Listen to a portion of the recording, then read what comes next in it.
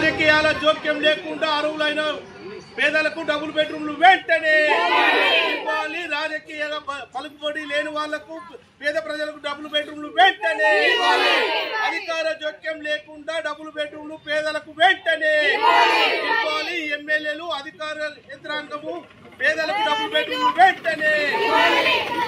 అర్హులైన పేదలకు డబుల్ బెడ్రూమ్లు వెంటనే అర్హులైన పేద ప్రజలకు డబుల్ బెడ్రూమ్లు వెంటనే వర్ధిల్లాలి సిపిఎంఎల్ మోస్లైన్ ప్రజాపంద వర్ధిల్లాలి సిపిఎంఎల్ మోస్లైన్ ప్రజాపంద ఇవ్వాలి. అర్హులకు పేద ప్రజలకు డబుల్ బెడ్రూమ్లు వెంటనే ఆరుమూరులో కట్టినటువంటి డబుల్ బెడ్రూమ్ కొచ్చమొగ్గల్లిలో డబుల్ బెడ్రూమ్లు కట్టినటువంటి వాళ్ళకు పేద ప్రజలకు డబుల్ బెడ్రూమ్లు వెంటనే పేద ప్రజలకు డబుల్ బెడ్రూమ్లు వెంటనే సంవత్సరాలు గడుస్తున్న ఇండ్ల పంపిణీ చేయకపోవడమా సిగ్గు సిగ్గు సంవత్సరాలు గడుస్తున్న ఇండ్ల పంపిణీ చేయకపోవడమా ఇదేమి రాజ్యం ఇదేమి రాజ్యం దొంగల రాజ్యం దోపిడీ రాజ్యం ఇదేమి రాజ్యం ఇదేమి రాజ్యం దొంగల రాజ్యం దోపిడీ రాజ్యం దొంగల రాజ్యం పోవాలంటే పోరాటం పోరాటం మన ఈ బతుకులు మారాలంటే పోరాటం పోరాటం రాజకీయాలకు అతీతంగా పేద ప్రజలకు డబుల్ బెడ్రూమ్ ఇళ్లను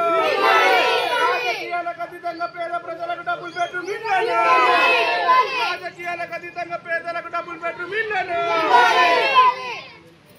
దిక్కు దిక్కు సంవత్సరాలు గడుస్తున్నా నిర్మించి ఇల్లు పంపిణీ చేయకపోవడమా రారా నవీన్ ఇట్లా మాట్లాడు నవీన్ నవీన్ అని మాట్లాడమని నవీన్ మాట్లాడు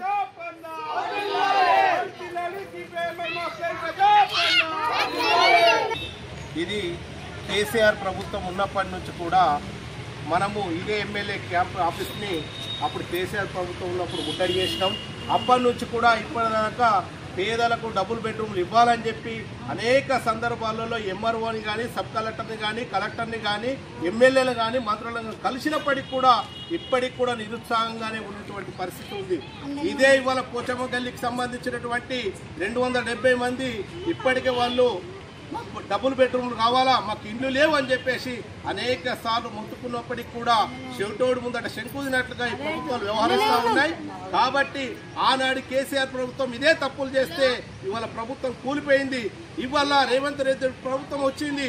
ఇవాళ రేవంత్ రెడ్డి ప్రభుత్వంలో కూడా ఈ అవకతవకలు జరుగుతున్నాయంటే మొన్నటికి మొన్న అంకాపూర్ ఘటన చూడొచ్చు. ఆ తర్వాత ఇవాళ చూస్తున్నటువంటి పరిస్థితులలో ఇవాళ పోచమ్మ గల్లీకి సంబంధించినటువంటి అక్కడ పిచ్చి మొక్కలు పెరుగుతూ ఉన్నాయి.